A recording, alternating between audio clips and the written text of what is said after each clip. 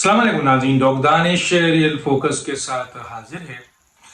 बदलते हैं रंग आसमां कैसे कैसे। अभी हम देख रहे थे कि पीएमएलएन पीपल्स पार्टी जो है वो इनडायरेक्टली इस्टेब्लिशमेंट्स को थ्रेट दे रही थी और हालांकि कुछ महीने पहले हमें ये अंदाज़ा हो रहा था कि पीपल्स पार्टी और इस्टेब्लिशमेंट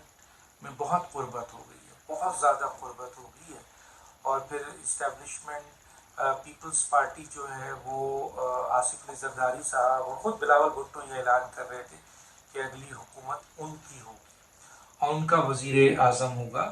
बिलावल भुट्टो। ये वाज़ेह तौर पर नज़र आ रहा था। और फिर हमने देखा कि आज़ाद कश्मीर में भी उनको उनकी सीट मिली और सिंध में भी लोकल गवर्नमेंट में पहली दफ़ा पीपल्स पार्टी शामिल हुई। तो ये यकीन हो चला कि इस्टेब्लिशमेंट और पीपल्स पार्टी के दरमियान बहुत अच्छे ताल्लुकात हैं और बिलावल भुट्टो जो अगले वज़ीर आज़म के लिए आसिफ जरदारी रिकमेंड कर रहे हैं, तो एक बड़ा पॉजिटिव रिस्पांस सराउंडिंग में मिलने लगा। और ये भी कहा गया है कि जनाब तीनों सूबों में, यानी पीपल्स पार्टी छोड़कर तीनों सूबों के अंदर बहुत बड़ी तादाद में लोग पीपल्स पार्टी ज्वाइन करने वाले हैं, इलेक्शन से पहले भी और इलेक्शन से बहुत पहले, यानी अभी भी और इलेक्शन के वक्त भी। और ये भी एक तासुर था, ये भी एक बात सामने आ रही थी और बज़ाब्ता पीपल्स पार्टी के लोगों ने नाम तक लिया था कि कुद्दूस बिजंजो जो कि वज़ीर आला बलूचिस्तान है, वो पूरी टीम के साथ शामिल हो जाएंगे पीपल्स पार्टी में। फिर उसके बाद हमें ये भी सुनने में आया कि पीटीआई के जो पंजाब और साउथ पंजाब के इलेक्टेबल्स हैं, उन्होंने राब्ता कर लिया है पीपल्स पार्टी से, आसिफ जरदारी से और वहाँ पे यूसुफ रज़ा गिलानी और दूसरे लोगों से, और वो बहुत जल्द इलेक्टेबल्स 20-25 हज़ार वोट तो उनके अपने होते हैं, तो वो बहुत जल्द पीटीआई के इलेक्टेबल जो है वो पीपल्स पार्टी में जाएंगे, पीएमएलएन में नहीं जाएंगे। तीसरी जो इम्पोर्टेंट बात है वो ये थी कि जी केपीके में भी जो पीटीआई के इलेक्टेबल्स हैं वो पीएमएलएन में नहीं जाएंगे, पीपल्स पार्टी को ज्वाइन करेंगे, ना एएनपी में जाएंगे ना जेयूआई में जाएंगे। और ये वहां बातचीत हो गई थी, लेकिन फिर हमने देखा कि एकदम ही पासा पलटा और कुद्दूस जो बिजंजो थे, जो वजीर आला थे, उन्होंने और उनकी पूरी टीम ने पीपल्स पार्टी ज्वाइन करने से इनकार कर दिया। और दूसरी जो थे आपके साउथ पंजाब में, तो वो भी एक बहुत बड़ी तादाद इलेक्टेबल की वो पाकिस्तान इस्तेहकाम पार्टी ज्वाइन करके वो वहाँ उनके साथ शामिल हो गई। और इस तरफ केपीके में पाकिस्तान तहरीक इंसाफ पार्लियामेंटेरियन परवेज खटक खड़े हो गए और उनके साथ वो तमाम इलेक्टेबल चले गए। तो पीपल्स पार्टी के हिस्से में कुछ भी नहीं आए, एक आध चीजें आई, लेकिन एकदम वो सारी की सारी कमिटमेंट जीरो हो गई। और फिर ये एक तासुर आने लगा कि ऐसा क्यों हुआ। ऐसा इसलिए हुआ, जो हमारी इत्तलात है वो ये है कि डॉक्टर फारूक सत्तार ने भी इस चीज को ओपन किया और कुछ और पीएमएलएन के भी कुछ अंदर के जो साबिका मिनिस्टर हैं उन लोगों ने और कुछ और लोगों ने भी, अहम तरीन लोगों ने भी ये डिस्क्लोज किया कि peoples party underground Imran Khan के साथ हुकूमत के वक्त भी और हुकूमत के बाद भी और अब भी कांटेक्ट में थी। और इस सिलसिले में पीपल्स पार्टी के खुर्शीद शाह का बयान बड़ा कोट किया जाता है कि वो उन्होंने कहा कि इमरान खान को हम वापस सियासत में लाना चाहते हैं, जबकि 9 मई का वाक़या हो चुका था और इस्टेब्लिशमेंट किसी भी सूरत में इमरान को माफ़ी देने को तैयार नहीं थी। और फिर ये सीट एडजस्टमेंट के लिहाज से खबर आई कि पीपल्स पार्टी पंजाब के अंदर इमरान खान के साथ सीट एडजस्टमेंट करना चाह रही है और ये भी अंडरग्राउंड कोई डीलिंग हुई है। तो ये इसी तरीके से पीटीआई के साथ पीपल्स पार्टी का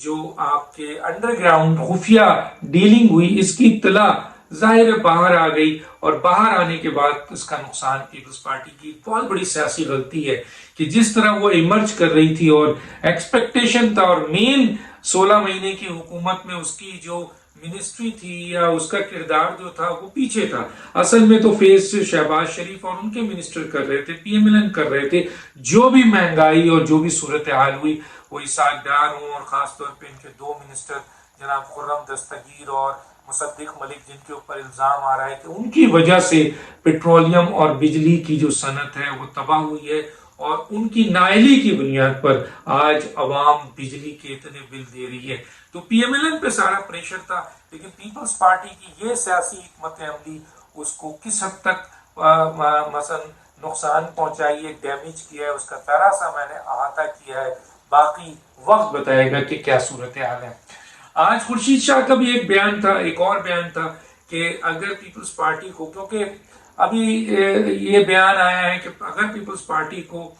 جو ہے وہ سائڈ کیا گیا یا دیوار سے لگانے کی کوشش کی گئی یا اس کو روکا گیا تو انٹرنیشنلی اس کے اثرات اچھے نہیں آئیں گے۔ ایک باضابطہ دھمکی انہوں نے دی ہے، الیکشن کمیشن کو دی ہے، اسٹیبلشمنٹ کو دی ہے، موجودہ نگراں حکومت کو دی ہے، یہ وہ خود فیصلہ کریں، لیکن یہ بیان ان کا اور خطرناک ہے۔ تو لوگ پیپلز پارٹی کے چند لوگوں کا خیال ہے کہ خورشید شاہ پیپلز پارٹی کی قبر کھود رہے ہیں، ایک طرف تو یہ بات ہے۔ دوسری طرف بات آ رہی ہے عطا تارڑ کے بیان کی کہ عطا تارڑ صاحب جو ہے انہوں نے ایک دھمکی دی ہے، اس کو دھمکی لوگ کہہ رہے ہیں کہ انہوں نے اسٹیبلشمنٹ کو، الیکشن کمیشن کو یا نگراں حکومت کو کہ اگر الیکشن، جبکہ پیپلز پارٹی الیکشن مانگ رہی ہے 90 دن میں اب، اور پی ایم ایل این فروری مانگ رہی ہے، اور اس سلسلے میں پیپلز پارٹی کا الزام بھی ہے چودھری منظور کا کہ نواز شریف کو لانے کے لیے پی ایم ایل این 90 دن کا آئینی جو ریسٹرکشن ہے اس کو توڑ رہی ہے اور لے جا رہی ہے یہ آپ کے فروری تک۔ لیکن آج تو سونے پہ سہاگا ہو گیا کہ عطا تارڑ جو ان کے ایک وزیر بھی رہے تھے، اور اس کے بعد آج ان کا بیان ہے کہ اگر فروری کے بعد بھی الیکشن نہ ہوا تو پھر P M L N Imran Khan کے ساتھ کھڑی ہوگی۔ اب اس پہ ہم نے کچھ پی ایم ایل این کے سینئر جو لیڈر ہیں اور جو منسٹر بھی رہے سابقہ حکومت میں، ان سے جب بات کی کہ یہ تو آپ سیدھا سیدھا یا تو حکومت کو دھمکی دے رہے ہیں یا پھر آپ جو ہیں وہ اسٹیبلشمنٹ کو دھمکی دے رہے ہیں یا الیکشن کمیشن کو دھمکی دے رہے ہیں، تو یہ بیان عطا تارڑ کا کیسا بیان ہے؟ تو انہوں نے چھوٹتے ہی 2-3 لوگوں نے کہا کہ یہ عطا تارڑ کا بیان ان کا اپنا بیان ہے اور اس سے مسلم لیگ نون کا کوئی تعلق نہیں ہے، اور یہ مسلم لیگ نون کی کمر پہ خنجر مارا گیا ہے عطا تارڑ صاحب کی طرف سے۔ اب عطا تارڑ صاحب یہ بتائیں کہ آیا انہوں نے اتنا بڑا بیان، ایک پالیسی بیان، بہت بڑا بیان انہوں نے کس بنیاد پہ دیا؟ ان کو کس نے کہا تھا کہ وہ اتنا بڑا بیان دے، جبکہ شہباز شریف صاحب یہ اعلان کر چکے ہیں کہ وہ 30 سال سے آپ کے بلو ہائیڈ ہیں، یعنی اسٹیبلشمنٹ کے آدمی ہیں، ان کو فخر ہے اسٹیبلشمنٹ کا آدمی ہونے سے، اور 16 مہینے کی ان کو حکومت اسٹیبلشمنٹ کے ساتھ مرج کر کے انہوں نے چلائی ہے اور اس کا کریڈٹ وہ لیتے ہیں۔ لیکن تو عطا تارڑ کا یہ بیان، اور وہ بھی ایسے شخص کے جو اس وقت 9 مئی کے واقعے میں مسلم لیگ نون ہی اس کو سب سے زیادہ نشانہ بنا رہی ہے اور سب سے زیادہ سنگین الزامات نون لیگ ہی لگا رہی ہے عمران خان کے اوپر، اور اسی کے ساتھ الیکشن پہ کھڑے ہونے کی بات، یہ ایک بہت ہی خطرناک بیان ہے جو میں سمجھتا ہوں کہ پیپلز پارٹی ایک بڑی سیاسی غلطی کر کے جو آئندہ الیکشن میں جیتنے والی پارٹی کہلائی جا رہی تھی اور اس کا وزیر اعظم آنے والا تھا، ایک دم اس کے حالات خراب ہوئے۔ تو گویا پی ایم ایل این کی ایک اچھی ریپوٹیشن بنی تھی شہباز شریف کے ساتھ، ان کی پوری ٹیم کے ساتھ، جو انہوں نے 16 مہینے اسٹیبلشمنٹ کے ساتھ مل کے کام کیا تھا اور اسٹیبلشمنٹ نے کوئی انٹرفیئر نہیں کیا، ان کو پورا کام کرنے دیا، وہ بریک ہوگا اس اسٹیٹمنٹ سے، کیونکہ اس کو اسٹیبلشمنٹ یا الیکشن کمیشن یا نگراں حکومت کیسے لے گی یہ تو وقت کی بات ہے، لیکن یہ بیان پی ایم ایل این کی پیٹھ میں خنجر ہے، یہ میں نہیں کہہ رہا، پی ایم ایل این کے خود سینئر کچھ لیڈر اور وہ جو فیڈرل منسٹر رہے ہیں وہ ان کا یہ اسٹیٹمنٹ ہے۔ تیسری طرف آرمی چیف مکمل طور پر انہوں نے کہتے ہیں نا وہ کس لیا ہے کہ پاکستان کی معیشت کو درست کرنا ہے اور پاکستان کی عوام کو ریلیف دینا ہے ہر صورت میں۔ انہوں نے اپنی پوری ٹیم کے ساتھ، جو فوجی ٹیم ہے اس کے ساتھ اس سلسلے میں وہ آگے بڑھ چکے ہیں، اور خود پرسنلی 2 چیزیں اس وقت ہو رہی ہیں۔ ایک تو یہ ہو رہا ہے کہ آرمی چیف اور ان کی پوری ٹیم جو اسپیشل انویسٹمنٹ فیسیلیٹیشن کونسل انہوں نے بنایا ہے، اس کے ذریعے کویت ہے، یو اے ای ہے، سعودی عرب ہے، اور اسی طرح سے دوسرے ترکی ہے، تو ان کے انویسٹر کو مدعو کیا گیا ہے اور اربوں میں انویسٹمنٹ یہاں آنے والی ہے جو کہ معدنیات کے سلسلے میں، مائنز اور معدنیات میں لگنے والی ہے۔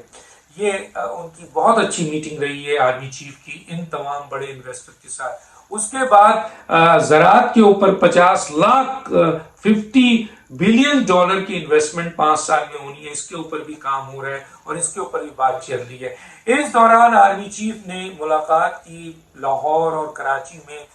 کے 2 بڑے گروپ سے جو بزنس مین گروپ تھے، اور ان کی تمام باتوں کو انہوں نے سنایا اور ان کو یقین دلایا ہے کہ پاکستان کی معیشت کو بہتر کرنے کے لیے، پاکستان میں ڈالرز کو کنٹرول کرنے کے لیے، اسمگلنگ کو روکنے کے لیے، ذخیرہ اندوزوں کو کی کمر کستی کرنے کے لیے، ان کو پکڑنے کے لیے، پاکستان کے عوام کو ریلیف دینے کے لیے، اور یہ جو جتنے بھی کرائسس ہیں اس کو ختم کیا جائے گا، اور پاکستان میں انویسٹمنٹ کرنے والوں کو مکمل طور پر سہولت فراہم کی جائے گی اس کاؤنسلز کے ذریعے، اور ان کو تحفظ دیا جائے گا۔ اور اس طریقے سے بزنس مین کے ساتھ ان کی بہت اچھی میٹنگ رہی ہے۔ کسی وقت میں ڈیٹیل سے بتاؤں گا کہ کیا کچھ انٹریکشنز ان کے درمیان ہوا ہے، اور بزنس مین کا بڑا اعتماد، جب میں نے ان لوگوں سے بات کی انہوں نے کہا ہمیں بڑا اعتماد ہے کہ آرمی چیف جو موجودہ جنرل عاصم منیر ہے وہ ملک کو اس معاشی کرائسس سے نکالنے کے لیے فکر مند بھی ہیں اور کوشاں بھی ہیں، اور ان کے پاس بڑا ویژن بھی ہے جو ان کی ٹیم مل کے کام کر رہی ہے، اور موجودہ نگراں حکومت ان کو اس معاملے میں ان کے ساتھ مل کر ان تمام چیزوں کا اقدام کر رہی ہے۔ تو ایک اچھا جو ہے وہ جو کہنا چاہیے کہ سسٹم آگے بڑھ رہا ہے۔ دوسری طرف وہ اس بات پہ بھی خوش ہیں کہ یہ بھی یقین دلایا گیا ہے بہت ہائی لیول پر کہ ملک کے اندر جو ذخیرہ اندوز ہیں ڈالر کے، ان کے خلاف کریک ڈاؤن ہوگا، اور جو کرپٹ لوگ ہیں، جو بھی کسی بھی سیاسی جماعت کے ہوں، کوئی ان کے اندر تفریق نہیں کی جائے گی، ان کے خلاف ایکشن ہوگا اور پورے پاکستان میں ہوگا، اور ان کو بے نقاب کیا جائے گا چاہے ان کا کسی سیاسی تنظیم سے تعلق ہو۔ اس بیان کے بعد اور اب کارروائی شروع ہو رہی ہے اور نام انلسٹ ہو رہا ہے اور لوگ نے بھاگنا شروع کیا ہے، تو مختلف سیاسی جماعتوں کی طرف سے پریشانیاں لاحق ہو گئی ہیں، اور انہوں نے اس سلسلے میں اب ایک ریزسٹنس اور دھمکیوں والا انداز اپنانا شروع کر دیا ہے جو آپ کے سامنے آنا شروع ہو گیا ہے۔ تو یہ تھی چند باتیں۔ آگے چل کے ایک بہت ہی اہم ایشو پہ میں ولاگ کروں گا انشاءاللہ، وہ بھی آپ کو آج ہی دوں گا۔ ڈاکٹر دانش کو یاد دیجیے، اللہ حافظ۔